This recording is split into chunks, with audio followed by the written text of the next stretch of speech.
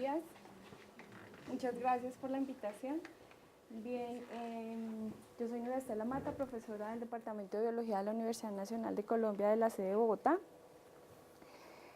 Como ustedes ven en la agenda, a mí me invitaron a hablar sobre parásitos, pero me siento en la obligación moral de explicarles lo que ustedes no van a encontrar en esta presentación. No van a encontrar nada sobre bacterias, ni sobre hongos, ni sobre virus. Específicamente voy a hablar sobre un modelo que trabajo es en hemoparásitos de aves. Está bien. Como lo han venido repitiendo, la gente que se dedica a la taxonomía y a la identificación básica, como lo hacemos nosotros con microscopía de morfología y morfometría, están en vía de extinción. Cada día somos menos. Es una tarea que demanda muchísimo tiempo y demanda experticia, entonces también necesitamos escuelas formando esta cantidad de estudiantes o investigadores que vayan a proyectarse. ¿Cuál es el láser? Que vayan a proyectarse para la identificación de parásitos, que como ya les digo es una tarea que consume muchísimo tiempo. Yo siempre había tenido la idea de que los estudios sobre Barcode o cualquier proyecto de biodiversidad de parásitos, de hecho es difícil conseguir plata cuando ustedes dicen yo voy a plantear un proyecto para biodiversidad de aves, mariposas, chéverísimo, pero usted le dice biodiversidad de parásitos y todo el mundo pues como a quién le importa los parásitos. Entonces cuando me invitaron a dar esta charla decidí buscar en Scopus, puse la palabra clave Barcode y aparecieron 5.397 manuscritos publicados con esa palabra Barcode, pero si a usted a esa palabra le empieza a filtrar y le adiciona, por ejemplo, peces, sale que el 13% de esos manuscritos son de peces, 13% de insectos, 12% de aves. Bueno, yo pensaba que esto de los mamíferos estaba errado, pero pues ya con los datos que nos dieron ayer para Colombia, yo sí creo en ese 3%. Pero bueno, pues entonces me da ánimo porque como ustedes ven, el 5% definitivamente es muy poquito lo que se investiga sobre parásitos y Barcode. Entonces la pregunta sería, ¿por qué será que los parásitos no son considerados prioridad en ningún proyecto de biodiversidad y de código de barras como ustedes los ven? Tampoco, comparado con otros grupos taxonómicos. Entonces yo considero que definitivamente es que ellos no son tan carismáticos. Ustedes no ven una larva de filaria moviéndose en un intestino y dicen, ay, qué divino, la quiero conservar. No, ustedes ven un pájaro y una mariposa y divino, hermoso, ¿no? Entonces definitivamente no son tan carismáticos como otros grupos. Y cuando uno va a la literatura encuentra mucha información sobre todos aquellos parásitos que tienen alguna importancia económica o destruyen galpones o aves o ganado, o definitivamente todo lo que tiene que ver con salud pública, proyectos de genoma de P. falciparum, T. cruzi ya están terminados. Pero de otros parásitos pues no tienen esa importancia. Pero para personas como nosotros que nos interesan, tenemos que superar varios retos, además de tratar de convencer a las agencias financiadoras. Cuando uno trata de investigar, estos parásitos son transmitidos por un invertebrado vector donde pasa su ciclo de vida sexual y allí hay gran cantidad de formas parasitarias.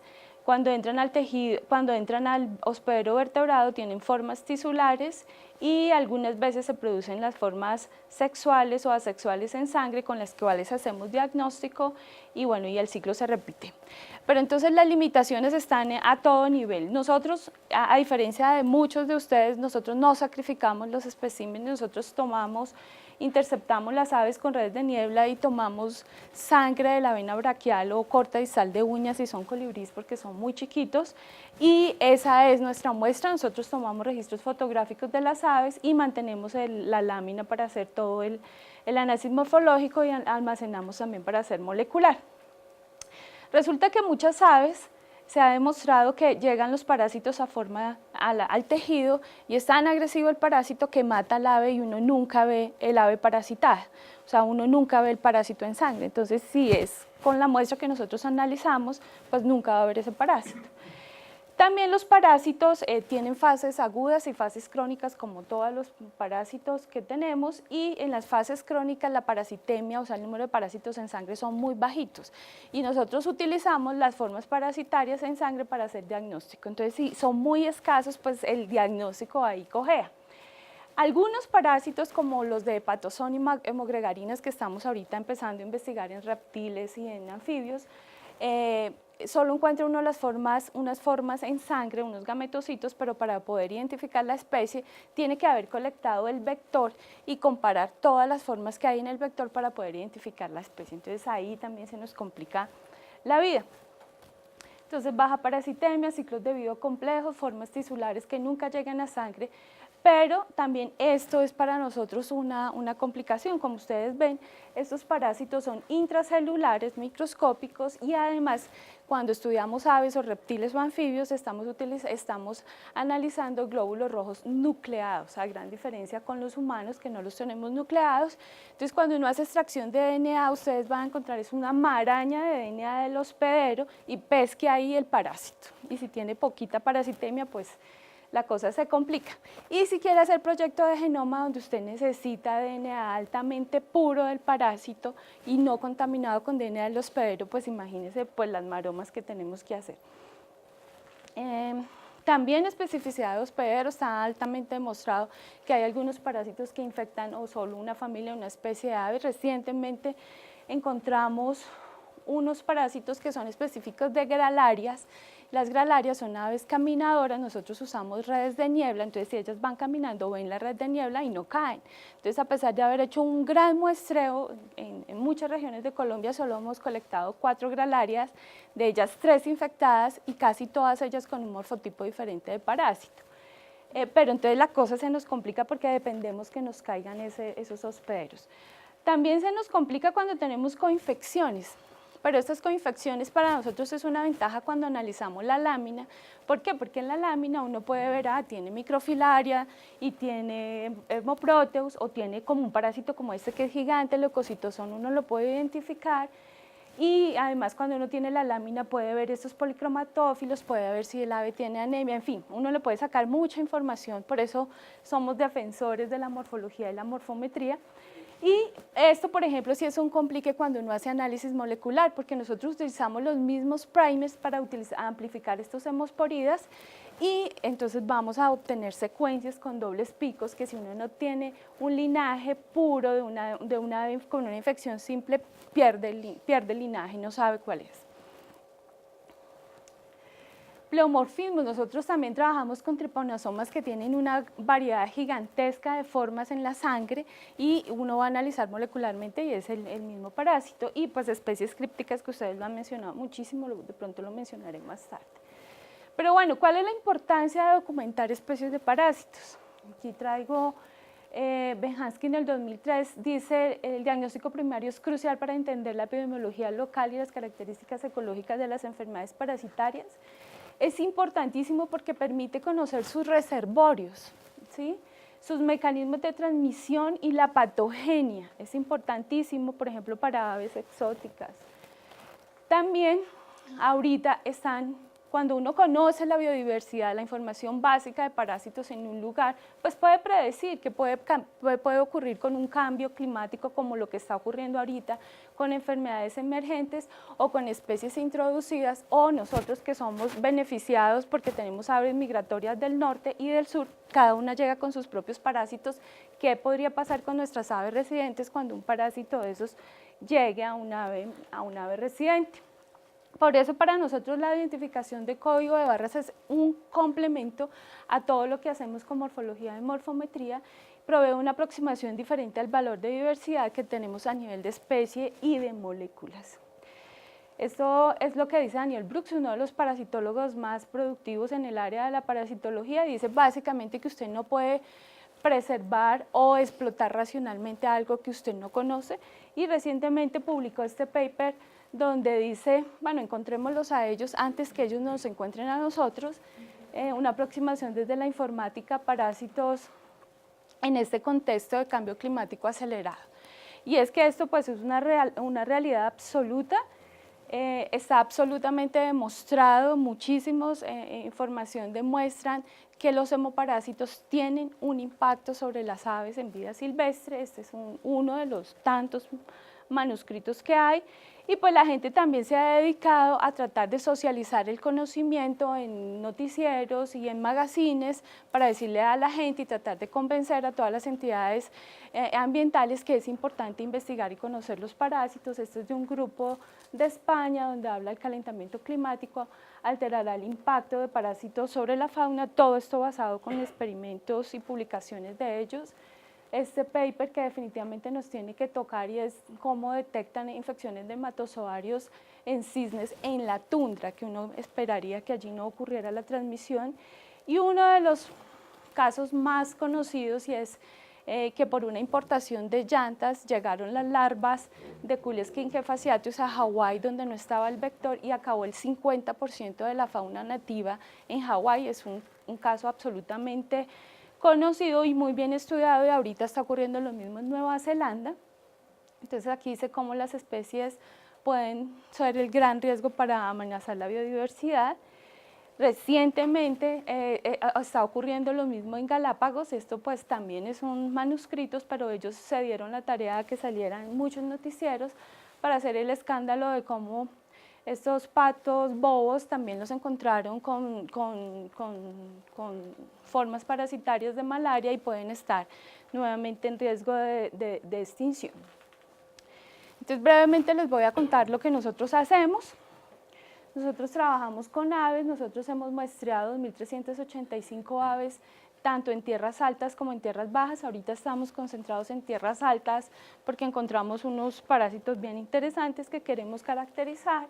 Pues en ellos hemos encontrado Hemoproteus, Filaria, Leucocitoson, Plasmodium, Trypanosoma y Hepatoson, que nos hemos dedicado a caracterizar. Para nosotros el proyecto de código de barras no surgió así como el objetivo, ahora vamos a generar todas estas secuencias, sino que fue una necesidad. Ustedes imagínense esa cantidad de aves que nosotros tenemos, muchas de ellas infectadas, coinfectadas, y el mismo linaje molecular de pronto en diferentes hospederos o en diferentes regiones de Colombia. Entonces ya cuando me pedían la información, para mí era la tenía completamente separada, era muy difícil ubicar, por ejemplo, el linaje molecular que compartían, a pesar de que tenemos una base de datos en Excel. Entonces no encontrábamos la foto del hospedero, del parásito, bueno, en fin. Entonces, una forma de organizar la información, además de todas las ventajas conocidas del código de barras, fue a empezar a someter esta información aquí al BOL, que no ha sido absolutamente nada fácil. Solo tenemos una persona que nos ayuda, es Ingrid, entonces el proceso ha sido lento. Bueno, entonces ya no me da pena con todo lo que han mostrado, tenemos solo 105 linajes asociados a los morfotipos. Nosotros hacemos la tarea de hacer la identificación morfológica, es decir, tenemos ese respaldo de morfología y linaje molecular. Hemos depositado información asociada a Plasmodium Hemoproteus y Leucocitoson, todavía no hemos subido nada de Trypanosoma. Y nosotros utilizamos un marcador molecular que es citocromo B, que ya les voy a contar por qué. Dependiendo de los primers que usemos, está estandarizado ya este del 2004, utilizamos más o menos 500 pares de bases, o estos de Pacheco, amplificamos casi el gen completo, 1000 pares de bases. ¿Y por qué usamos SID-B y no CO1? Entonces, pues la razón la han dicho muchos colegas, y es que al igual que Baker, que mencionaban ayer que se había peleado, que él tenía la idea de Barcode, pues Ananías también se la pelea, y él dice, pues yo fui el primero que dije que identificáramos parásitos con una secuencia de código de barras, y efectivamente él es el que inició la investigación de malaria de aves, malaria con citocromo B. Y después de ello muchos investigadores empezaron a usar sus primers o generaron sus propios primers. Entonces uno lo que más encuentra para comparar son secuencias de citocromo B, por eso nosotros seguimos haciendo diagnóstico con citocromo B. Entonces nosotros lo que esperamos es hacer algo así como esto es lo que ya tenemos, por ejemplo, para este parásito que describimos recientemente en estos colibríes, el Leucocitoson quinzae, donde pues tenemos las secuencias y los linajes, y esperamos entonces asociar toda la información, y estas que ya están publicadas pues las vamos liberando. Con este proceso definitivamente sí nos ha facilitado la vida para identificación de especies, porque antes, para uno poder asegurar que era una especie de parásito, uno tenía que encontrar el vector y demostrar que el vector transmitía y que el mismo parásito que estaba en el vector era el que tenía en el hospedero. Entonces la cosa era muy difícil para describir una especie de parásito. Ahora la cosa con molecular pues sí es mucho más rápida. Recientemente también describimos, por ejemplo, este parásito que se llama Macrobaculatus, porque pues lo saben, lo ven acá, la vacula es gigante en estos patos que encontramos en el Casanare.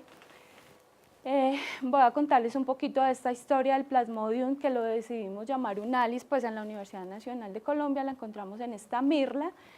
Hemos hecho redescripción de parásitos que previamente se han reportado hacía mucho tiempo en otros lugares.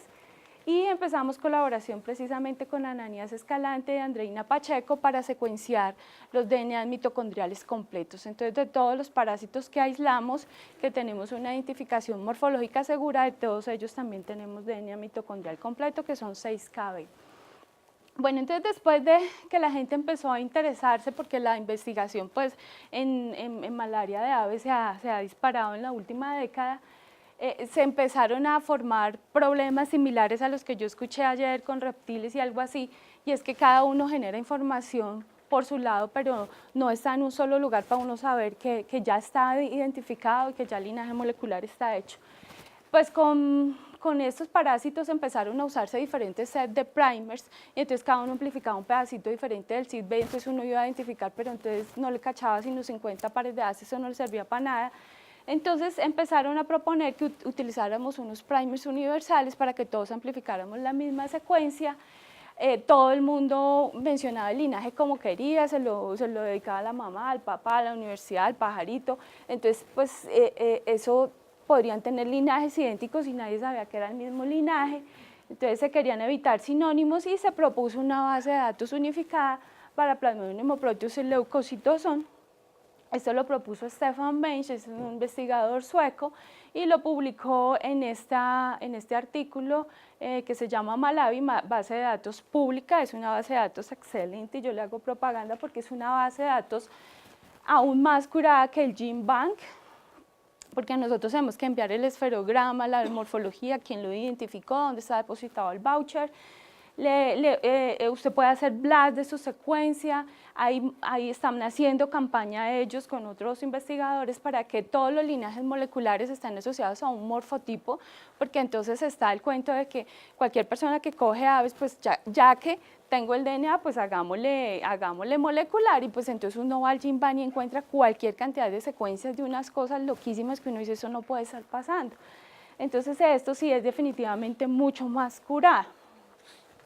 Bueno, para nosotros, ¿cómo nos ha beneficiado el Barcode? Muchísimo, pues porque nosotros no solo analizamos el parásito, sino que analizamos el ciclo de vida del parásito, y como ustedes vieron, son transmitidos por vectores. Nosotros estamos muy interesados en un parásito que encontramos en altura y es transmitido por simúlidos, y pues los entomólogos sabrán que los simúlidos también son característicos con sus complejos de especies, y entonces uno, para poderlo identificar, tenía que coger la larva, esperar que estuviera la pupa, el adulto, y así muchas veces no se podía identificar el insecto. Entonces tenemos un grupo asociado con el profesor Peter Adler, con la profesora Ligia Moncada, que son entomólogos, que están tratando de identificar por aproximación tanto citogenética, con cromosomas politénicos, con toda esta serie de morfología, y también con molecular los posibles vectores y la diversidad de simúlidos gigantodas encontrados en Colombia, pues que son muchísimos. También, pues como yo les dije, hay formas parasitarias, uno se gasta una hora viendo la lámina y encuentra un trofosovito, un anillo, uno dice, no, pues sí, Plasmodium, pero no puede decir más. Pero entonces si uno le hace molecular, ya, entonces le dice, ese linaje molecular puede ser asociado a esto o a esto. Entonces a nosotros nos ha ayudado muchísimo, porque definitivamente nos ayuda a definir la congruencia entre un linaje molecular con una especie previamente descrita. Pues si esa especie está identificada a nivel de morfología, esa es la gran importancia de asociar la morfología con el linaje, porque si usted reporta el linaje, pues sí, es un linaje, pero no sabe más de qué es un linaje, pero si ya lo asoció con una morfología, puede identificar la especie. O también la predicción de nuevas especies. Esto, por ejemplo, nos pasó con este Unalis que les mostré ahorita, que nosotros veíamos estas formas parasitarias y a nosotros se nos parecía pues mucho al Vaugani, como también ustedes podrán ver, son muy parecidas morfológicamente, pues tienen vacuolas, glóbulos, pero ya uno mirando detalladamente morfológicamente va a encontrar detalles como aquí siempre hay 2 punticos, bueno, en fin, las posiciones, las rosetas, pero uno queda siempre ahí con la dudita, ¿será que esto es nuevo? No, uno no puede hacer pues el oso de ir a sacar una cosa que no está bien seguro, pero cuando hacemos el linaje molecular con citocromo B, vean acá el lunalis y vean acá el Vaugani previamente descrito con una distancia del 3.2%, entonces ya uno ya queda convencido. Definitivamente no hay un porcentaje, los autores se han peleado muchísimo de cuánto para arriba o de cuánto para abajo se puede considerar una especie o no especie. Eso hay muchas discusiones y hay una gran variedad, o sea, nosotros en eso no le creemos. Pues también, como ustedes ven acá, por ejemplo, Plasmodium relictum está disperso por todo el árbol, que lo voy a mencionar ahorita posteriormente. También nos ha servido para documentar la dinámica de transmisión y búsqueda de posibles vectores. Cuando uno encuentra un parásito o encuentra un agente patógeno y quiere identificar quién lo está transmitiendo, pero si estamos en un país mega diverso como el de nosotros y uno va y coge 20 posibles vectores, entonces empiece a disectar insecto por insecto a ver si usted le encuentra la forma parasitaria y ese es el posible vector, entonces pues se nos hace muy difícil. Entonces lo más fácil es hacer como búsqueda por molecular de si esos parásitos en las glándulas salivares tienen formas parasitarias o del agente parasitario. Eso no indica que sea el vector, es absolutamente claro, pero por ejemplo, si a usted de un estudio repetitivo de esas 20 especies que hay en el lugar donde está transmitiéndose el parásito, usted encuentra que hay 5, pues usted se concentra más en esas 5 que en las otras 15 que no les dieron. Entonces esos estudios pues ya se han hecho en muchos lugares del mundo, en zoológicos, los japoneses tienen fueron los pioneros en esa asociación donde encuentran que si el linaje está en el pajarito y después encuentran el mismo linaje en este otro insecto, entonces empiezan a indagar en profundidad hasta que logran demostrar que él definitivamente es el vector. También pues nosotros hacemos fuente de alimento tratando de identificar los vectores. Este es un simúlido que transmite probablemente los leucocitosos que nosotros encontramos en tierras altas. Y con esto ocurrió algo muy interesante y es que Ingrid, que es la estudiante de doctorado que está haciendo esto, encontraba cuando ella analizaba fuente de alimento por citocromo B, que estos simúlidos se comían mucha sangre de gralaria, pero nunca habíamos cogido la gralaria en Chingaza, entonces decíamos, no, pues es un error, de pronto es que no. Y en la última salida cogimos gralaria. Entonces desde antes ya sabíamos, uno podría predecir que hay una especie, por ejemplo, una especie que no es fácilmente identificable, o verla pues, o capturarla. Y también nos puede ayudar a identificar posibles reservorios. Si esto no es un agente patógeno pues para aves, por ejemplo para humanos, podría uno decir, bueno, tienen que tener cuidado con tales y tales reservorios porque ese insecto le gusta tomar sangre de... Bien, algunas dificultades pues porque no es la panacea del Barcode, y es que pueden haber parásitos con el mismo barco de biología muy diferente, también lo hay, entonces por eso es muy importante la contextualización. Esto está recientemente publicado, mismo barco de diferente biología, diferentes patrones de infectividad, especificidad y patogenicidad, entonces cepas de parásitos casi idénticos. Parásitos con morfología muy similar, pero marcada diferencia genética, eso pues está en el relictum que les mostré, o por ejemplo, que es el parásito que les digo yo que encontramos en altura, Leucocitoson frigilinarum. Este es un árbol solo con secuencias de Leucocitoson reportadas para Sudamérica, y todo lo que está en rojo son las secuencias que nosotros reportamos en Colombia. Todo lo que ustedes ven acá en estas flechitas son Leucocitoson frigilinarum.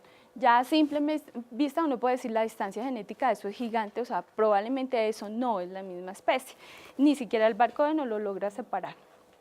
Ya les había dicho del pleomorfismo, los tripanosomas pues tienen una gran variedad de formas en los extendidos que uno definitivamente por morfología pues se puede aproximar, pero no puede identificar especie.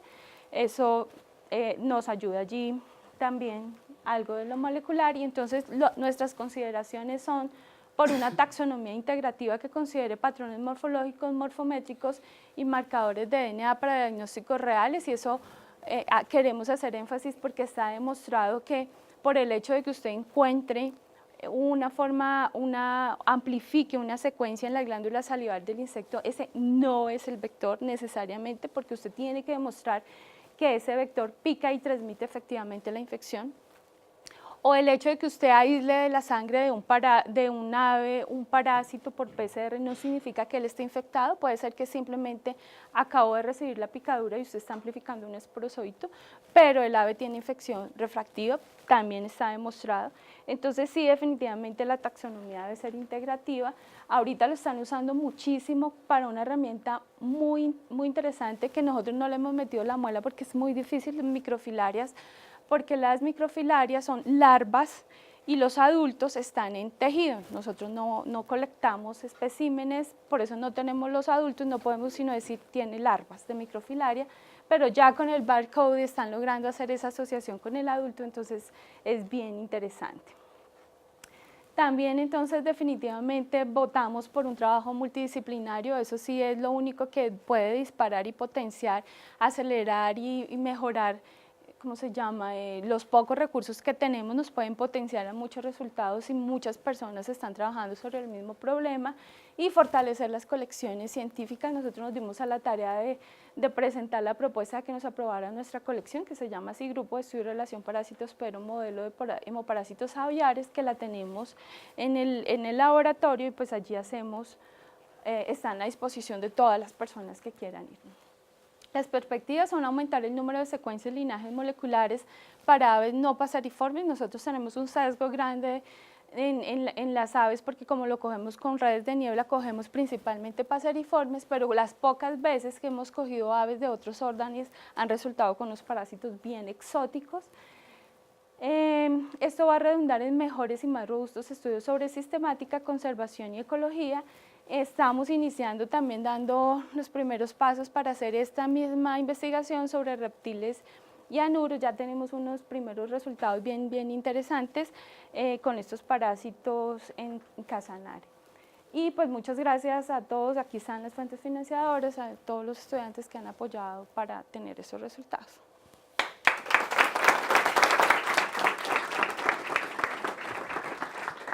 Muchas gracias, Nubia. ¿Preguntas? Entonces, mientras se deciden, yo te quiero preguntar algo. Bueno, ustedes no colectan, por ejemplo, las aves, pero podrían hacer uso de los tejidos que están, por ejemplo, en la colección de tejidos que administra el Humboldt ahí en Palmira, donde para aves usualmente se colecta músculo, hígado, corazón. ¿Ves? Entonces, no sé, ese tipo de fuente de información sería útil para el estudio de los parásitos o no? De pronto para otros investigadores sí, para nosotros no, porque nuestro objetivo no es llenarnos de linajes moleculares, sino una asociación con el morfotipo. Entonces nosotros hacemos todo el trabajo, de hecho nosotros no amplificamos hasta que no revisamos la lámina y encontramos que es positiva, de esa manera pues ahorramos un poquito de plata. Entonces, eso sí lo hacen y lo hacen en muchos lugares del mundo y eso es lo que uno encuentra en el GenBank, cualquier cantidad de secuencias, pero es un linaje molecular que no le dice nada, absolutamente nada. Entonces, por eso no nos interesa. O sea, el tejido criopreservado pierde el parásito. No, lo puede amplificar, lo puede uno amplificar sí, pero morfológicamente no podrías verlo. Okay. Definitivamente tiene que tener uno la sangre. De acuerdo. ¿Preguntas? ¿No? ¿Qué primers que estás utilizando en nematos, que lo mencionaste rápidamente al final? No soy yo, es otra publicación. Okay. Es esta publicación. Ellos mencionan allí, no es CID-B, es ITS y RNAR 16S, que lo usan.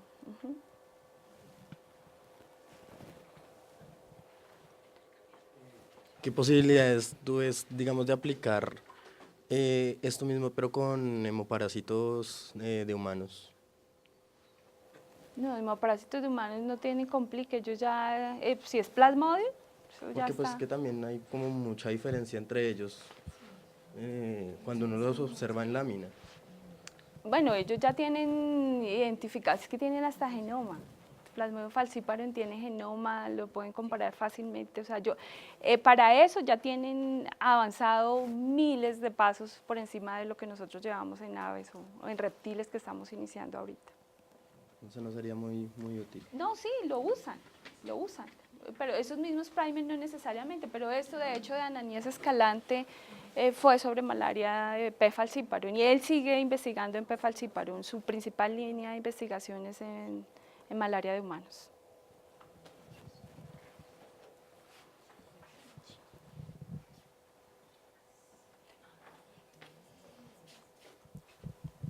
Si nosotros vamos a campo a colectar alguno de esos grupos, podemos tomar la muestra de sangre. ¿Qué condiciones tenemos que tomar? ¿Eso es tubo heparinizado, tubo EDTA? O sea, porque una de las cosas que me gustó es que tú dices que el trabajo tiene que ser colectivo y mucha de la gente que está acá va a campo y colecta aves, colecta reptiles, colecta anfibios. Podríamos tomar la muestra, es una persona que además está tomando los datos del individuo, de la especie, o sea, es una colecta seria que podría relacionarse, pero ¿cómo hacemos para tomar la muestra en campo? ¿Qué hay que hacer? Claro que sí, es una excelente pregunta. Ese parásito que yo les traje allí en Macrovaculatus, se me olvidaba decirles, es básicamente una investigación en asocio con la WWS, siempre les cambio el nombre, se ponen furiosos cuando les cambio el nombre, bueno, con ellos. Y ellos van a campo, de hecho cuando uno va a campo lo más caro para uno es ir a campo, eso vale muchísimo dinero, pero si alguien va, como tú dices, es una persona seria, experta y trae las muestras como uno le dice, pues para nosotros es fabuloso. Nosotros lo que hacemos es que entrenamos la persona o el estudiante o dos estudiantes, o cuando podemos mandamos a alguien del laboratorio a que acompañe la salida de campo. Enseñamos a hacer extendidos de sangre periférica, las láminas, porque es nuestra herramienta básica, entonces le enseñamos, entrenamos al estudiante o a la persona que haga extendido de sangre periférica y nosotros tomamos sangre o en papel filtro o en buffer set o antes lo tomamos en EDTA, pero ahora nos va muy bien con buffer set o con papel filtro. Entonces el éxito es tener una asociación, por supuesto, con el hospedero y por eso es importante que vaya allí o el herpetólogo o el ornitólogo, porque ellos son los que nos van a decir quién es el hospedero. Les decimos qué necesitamos de campo, que son básicamente los mismos registros que todos ustedes toman, bueno, y les enseñamos a hacer el extendido de sangre que se debe fijar en campo, pero no tiene nada del otro mundo, es llevar metanol y fijarlo en campo. Eso es lo que, y nosotros lo hacemos y por supuesto sí estamos muy abiertos y dispuestos a las colaboraciones. Bueno, Nubia, muchísimas gracias. Gracias a usted.